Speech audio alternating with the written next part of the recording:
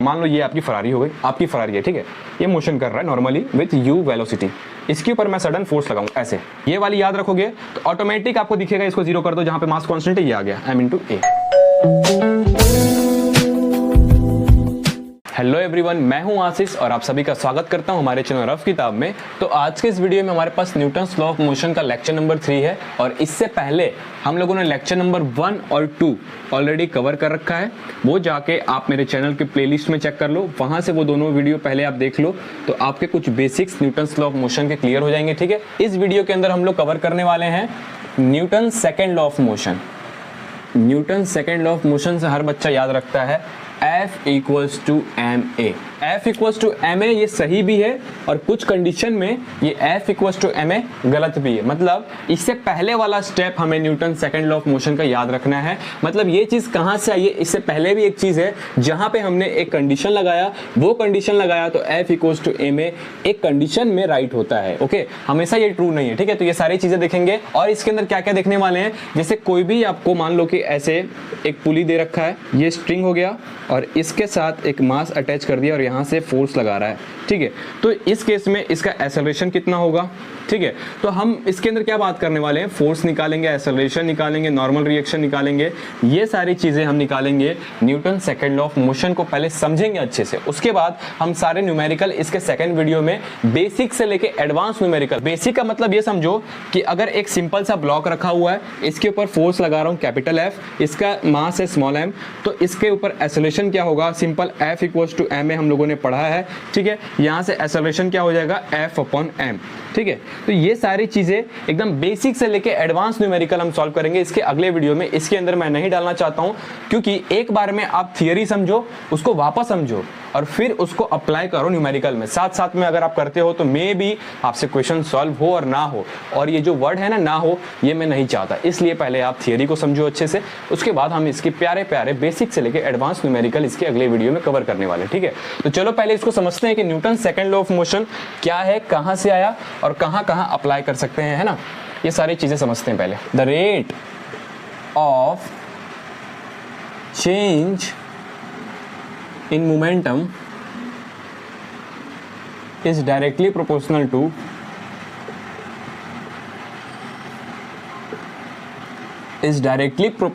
to force applied या फिर कह लो एक्सटर्नल फोर्स, या फिर इसे आप ये भी कह सकते हो कि जो हमारा rate of change in momentum होगा वो फोर्स अप्लाइड के इक्वल होगा। ठीक है, अब देखो कैसे, F इक्वल्स टू कहना चाहता है कि change in momentum upon change in time. ये क्या हो गया, फोर्स हो गया। ओके, फोर्स इक्वल्स टू क्या है, change in momentum upon change in time. अब ये मोमेंटम क्या होता है सर, मोमेंटम इक्वल्स टू होता है मास इनटू वेलोसिटी।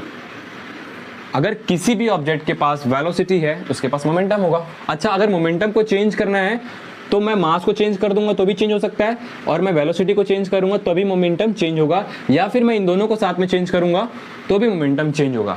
मतलब मोमेंटम चेंज करने के फैक्टर क्या है, मास और वेलोसिटी। ये समझ में आ गया। हम लोगों ने पढ़ा है F equals to M A. ये कंडीशन कहां से आती है उसको समझते हैं पहले, उसके बाद ये कंडीशन कहां कहां ट्रू है और कहां कहां फॉल्स है उसको समझेंगे, और जहां पर फॉल्स है वहां पर फोर्स कैसे निकालेंगे उस चीज को भी समझेंगे। ठीक है, तो चलो उसको समझाते हैं आपको। इसको रफ कर लेता हूं फिर वो चीज समझाता हूं आपको। सपोज मान लो कि ये हमारे पास फरारी है,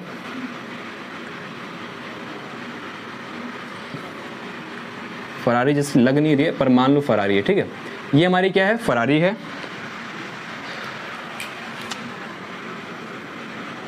ठीक है, वैसे फरारी लग रही है आपको, नीचे कमेंट करके बताओ क्या ये फरारी लग रही है आपको। ठीक है, ये फरारी बढ़िया से रोड पे चल रही है विथ वेलोसिटी u। इस चीज को समझना, ये फरारी बढ़िया से रोड पे चल रही है with velocity u at t equals to 0। मान लो ये इस पॉइंट पे है, at t equals to t ये यहां पर आ गई फरारी हमारी। ठीक है, इस फरारी को वापस ड्रॉ करते हैं, ये कुछ इस तरीके से, ये हमारी फरारी हो गई। ठीक है,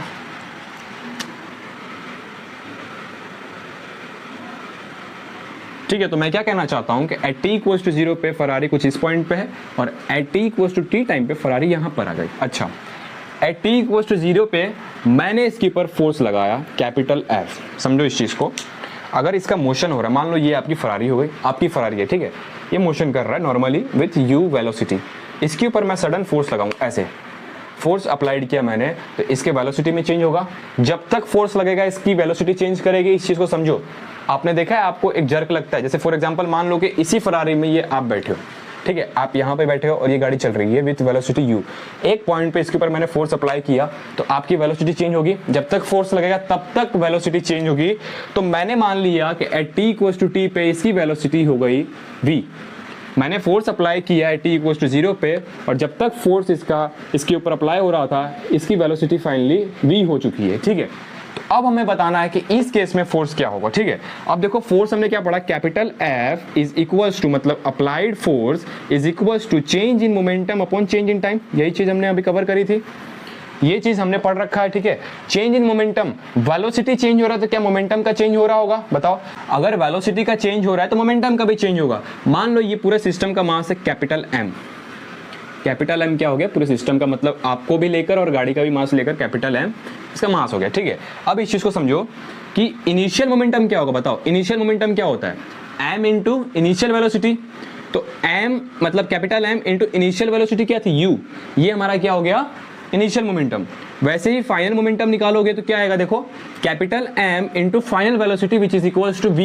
m इंटू v हमारे पास क्या आया, फाइनल मोमेंटम। ठीक है, तो चेंज इन मोमेंटम का मतलब क्या होता है, कितना चेंज हुआ। इसके पास पहले मोमेंटम था m into u, initial momentum इस पॉइंट पे था, फाइनल पॉइंट पे हो रहा है pf equals to m into v। ये फाइनल मोमेंटम, ये initial momentum, change in momentum. मतलब मान लो कि इसके पास पहले 6 चॉकलेट था, अब इसके पास 12 चॉकलेट हो गया, तो पहले वाला 6 चॉकलेट माइनस करोगे तो जो भी बचेगा वही तो चेंज होता है, समझे। मतलब final momentum minus initial momentum अगर आप करते हो तो आपके पास क्या आएगा, चेंज इन मोमेंटम। इस केस को समझना। यहां पर एक और चीज ध्यान में रखना, अभी मैं आपको पहले ही बता देता हूं कि मास चेंज नहीं हो रहा है, ये चीज अभी आप याद रख लो, आगे इसको अच्छे से एक्सप्लेन करूंगा। आप देखो कि चेंज इन मोमेंटम अगर आपको करना है, change in momentum upon change in time क्या था, फोर्स था, हमें फोर्स निकालना है। ठीक है, तो चेंज इन मोमेंटम क्या होगा, final momentum minus initial momentum upon change in time minus T I. Final time minus initial time लिख सकते हैं। ठीक है, अब फाइनल मोमेंटम क्या है, m into V, initial momentum क्या है, m इंटू यू, और फाइनल टाइम मतलब इस पॉइंट से इस पॉइंट पे जाने पे, मतलब जब तक इसके ऊपर फोर्स लग रहा है उसका टाइम क्या है, t माइनस 0। ठीक है, तो ये क्या आ गया आपके पास, m into V minus m into U divide by T. अगर आप यहाँ पे m को बाहर निकालोगे, मतलब कॉमन ले लोगे, तो v माइनस यू आ गया ब्रैकेट में और t आ गया नीचे। Change in velocity upon time, इसको आपने क्या इससे पहले पढ़ा है काइनेमेटिक्स में, ये क्या होता है, एक्सेलरेशन होता है, आपको पता है। चेंज इन वेलोसिटी मतलब final velocity minus initial velocity upon time is equals to acceleration. इस चीज को मैं क्या लिख सकता हूं, देखो फोर्स अप्लाइड क्या गया हमारे पास, m इंटू ए लिख सकता हूं, कोई दिक्कत, और ये वेक्टर क्वांटिटी है, कोई दिक्कत है तो बताओ। तो फोर्स की वैल्यू क्या आ गई, m इंटू ए। अच्छा, यहां पर m इंटू ए क्यों आ रहा है, यहां पर जो चीज मैंने पहले समझाई कि कंडीशन थी, वो कंडीशन यही है कि जब तक आपके बॉडी का मास चेंज नहीं होता उसका फोर्स रहेगा m इंटू ए। जैसे ही बॉडी का मास चेंज होगा तो कंडीशन चेंज हो जाएगी, इक्वेशंस चेंज हो जाएंगे। वो चीज मैं आपको आगे बताने वाला हूं इसके बाद, मतलब नेक्स्ट एग्जांपल जब लूंगा तो वो चीज समझाऊंगा। यहां पर आपको समझ में आ रही है कि गाड़ी पहले u वेलोसिटी से जा रही है, मास है कैपिटल M, इस तरीके से जा रही है, और जैसे ही मैं इसके फोर्स अप्लाई करूंगा, जैसे ही फोर्स अप्लाई कर रहा हूं, जब तक फोर्स लगेगा इसके अंदर वेलोसिटी में चेंज होता रहेगा, और जैसे ही मैं हटाऊंगा इसकी वेलोसिटी क्या हो गई, v। मतलब चेंज इन मोमेंटम, मोमेंटम को चेंज करने के दो फैक्टर्स है, मास चेंज कर दो तो भी चेंज हो जाएगा, वेलोसिटी चेंज कर दो तो भी चेंज होगा, या फिर इन दोनों को चेंज करोगे तो भी हो जाएगा। तो वेलोसिटी का चेंज हुआ, मास कांस्टेंट है इसलिए मोमेंटम का चेंज हुआ, लेकिन मास कांस्टेंट है इसीलिए फोर्स अप्लाइड क्या लगा, m इंटू एक्सेलरेशन। ये चीज समझ में आ गई। अच्छा, Newton second law of motion का मतलब F इक्वल्स टू ma तो मत समझना, ये हमारा सेकंड स्टेप है। फर्स्ट स्टेप इससे पहले वाला जिससे आपको याद रखना है as a Newton second law of motion, वो चीज को समझाता हूं। तो पहले आपको ये चीज समझ में आ गया कि F इक्वल्स टू ma कहां पे लगाना है। अब वो वाला केस समझते हैं जहां पर मास कांस्टेंट नहीं होगा। ठीक है, मान लो कि एक मेरे पास ये ट्रक है, ये ट्रक बढ़िया रोड पे चल रहा है, ठीक है, ये ट्रक इस तरीके से जा रहा है, ओके, और ऊपर से बारिश हो रहा है। क्या हो रहा है? बारिश हो रहा है, ठीक है, इस तरीके से बारिश हो रहा है और ये ट्रक कुछ इस तरीके से आगे जा रहा है, ठीक है। इसके पास ये ओपन कंटेनर है, मतलब इसके अंदर पानी स्टोर होते जा रहा है, उसका लेवल धीरे धीरे इंक्रीज करेगा ऐसे, मतलब जैसे ही बस आगे जाता जाएगा इसके अंदर पानी स्टोर होता जाएगा। तो इस केस में देखो, इस केस में क्या होगा? क्या मास कांस्टेंट है? क्या जो ट्रक मास लिया है अपना, मतलब जो भी मास इसके पास, क्या वो टाइम के साथ चेंज नहीं हो रहा है? हो रहा है, क्योंकि इसके अंदर वाटर जैसे ही फिल होगा इसका मास इंक्रीज करेगा, और मास इंक्रीज करेगा तो F is equals to ma नहीं होगा, मतलब F is not equals to ma होगा ऐसे कंडीशन में। या फिर एक और एग्जांपल लेते हैं, जैसे मान लो कि रॉकेट होता है, ठीक है, रॉकेट कुछ इस तरीके से अपना फ्यूल बर्न करेगा। मान लो कि इसने m मास का फ्यूल लिया है, जैसे ही ऊपर जाएगा टाइम के साथ साथ ये अपना फ्यूल बर्न करेगा, मतलब जो भी इसके पास स्मॉल m मास का फ्यूल था वो धीरे धीरे कम होता जाएगा, मतलब इसका जो नेट मास होगा, जो भी मास ये नीचे से लेकर ऊपर गया होगा फ्यूल के साथ, वो मास क्या हो रहा होगा? डिक्रीज हो रहा होगा। क्या हो रहा होगा? डिक्रीज हो रहा होगा टाइम के साथ। तो यहां पर भी F is not equals to ma होगा, हम F इक्वल्स टू ma नहीं लगाएंगे, इसका स्पेशल केस होता है, उसको हम लोग आगे पढ़ेंगे, ठीक है। तो ये सारी चीजें जब होती है तो F इक्वल्स टू ma नहीं होता, ये चीज तो समझ में आ गया, लेकिन होता क्या है उसको समझते हैं, ठीक है। अगर F इक्वल्स टू ma ऐसे केस में नहीं होता है तो क्या होता है वो समझेंगे हम, ठीक है। अब देखो, F equals to change in momentum upon change in time लिखा था, ठीक है। क्या मैं इसको ऐसे लिख सकता हूँ dp बाई dt? अच्छा, इन दोनों में डिफरेंस क्या है? आपने कभी सोचा है इन दोनों में डिफरेंस क्या होगा? Delta p upon delta t और dp बाई dt पे। सपोज मान लो कि एक ग्राफ है, ये आपका p हो गया y एक्सिस मतलब मोमेंटम और टाइम हो गया x एक्सिस, ठीक है।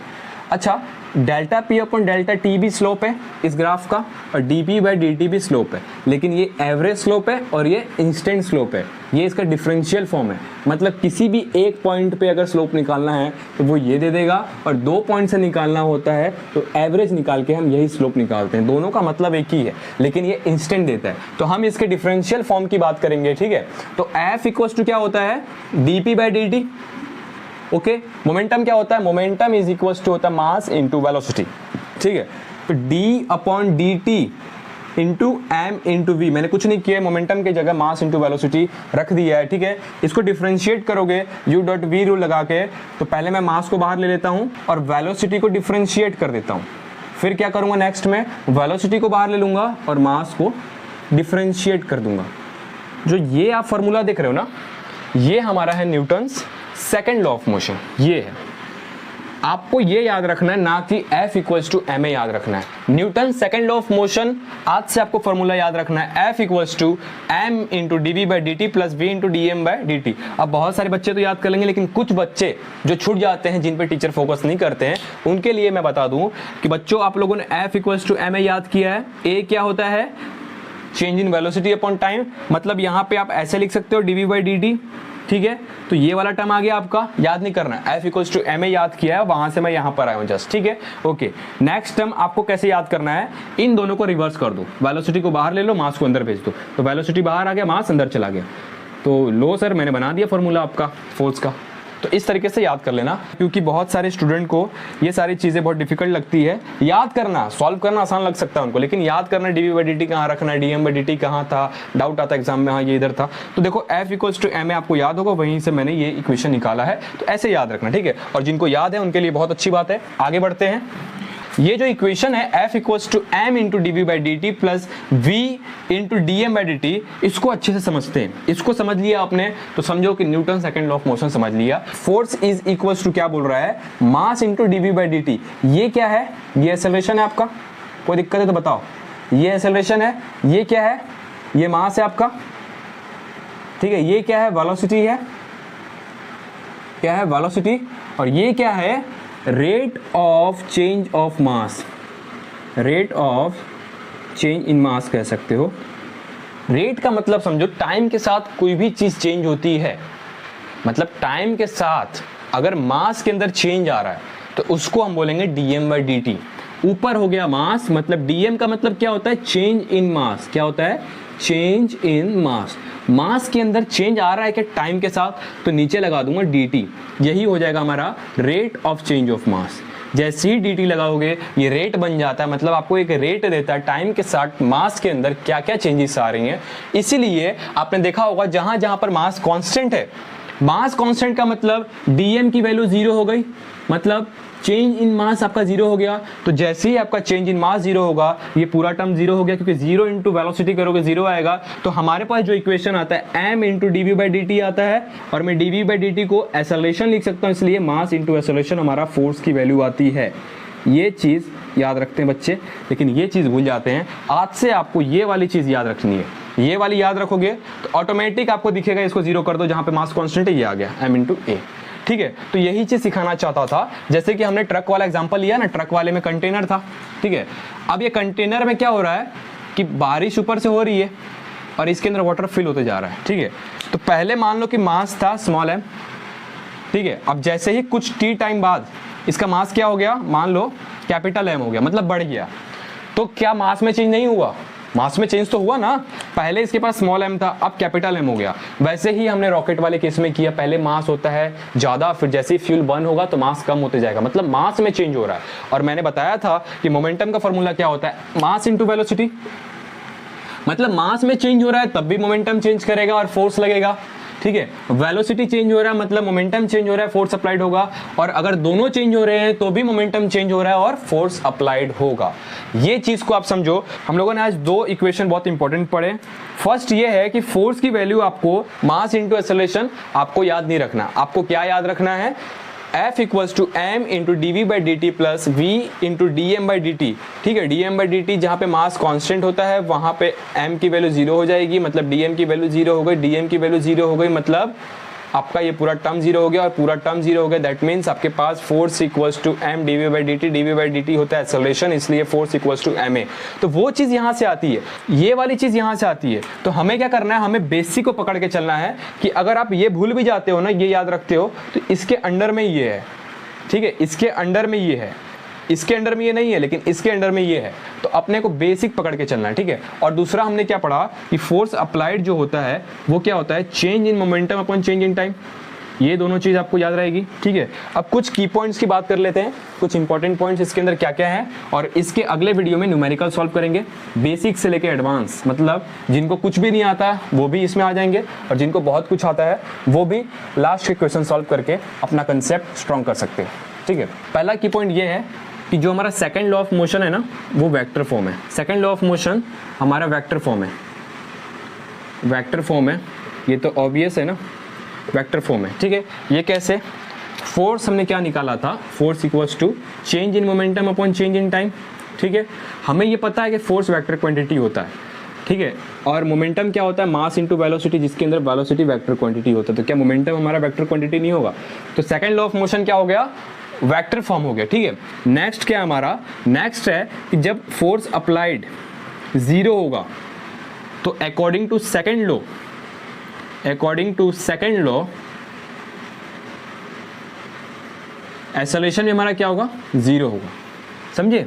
और थर्ड की पॉइंट क्या है कि अगर आपके पास मोमेंटम और टाइम के बीच में ग्राफ है तो इसका जो स्लोप होगा, मान लो कि कुछ इस तरीके से मैं बना देता हूँ, इसका जो स्लोप होगा ना, मान लो इस पॉइंट पे मुझे फोर्स निकालना है, तो ये जो थीटा हुआ tan थीटा, ये मान लो t इक्वल्स टू T1 है, tan थीटा क्या देगा मुझे, फोर्स देगा eight t equals to T1। ये चीज समझ रहे हो आप, tan थीटा क्या देगा, स्लोप देगा, क्योंकि फोर्स क्या था हमारा, change in momentum upon change in time, इसी को हमने dp/dt भी कहा था। मतलब अगर आपके पास मोमेंटम और टाइम में ग्राफ है तो उसका स्लोप क्या दे रहा है हमें, फोर्स दे रहा है। ये चीज भी आता है क्वेश्चन में, आपको स्लोप दिया रहेगा और आपसे फोर्स पूछ लेगा, या फिर स्लोप दिया होगा और मोमेंटम पूछ लेगा, या फिर स्लोप और मोमेंटम दोनों दिए रहेंगे, आपसे टाइम पूछ लेगा। तो इस तरीके से भी वेरिएशन आते हैं क्वेश्चन में, इसलिए मैंने आपको ये ग्राफ समझा दिया। तो आज के लिए बस इतना ही, मिलते हैं आपसे किसी नए वीडियो में, तब तक के लिए bye, keep learning and keep smiling, bye bye.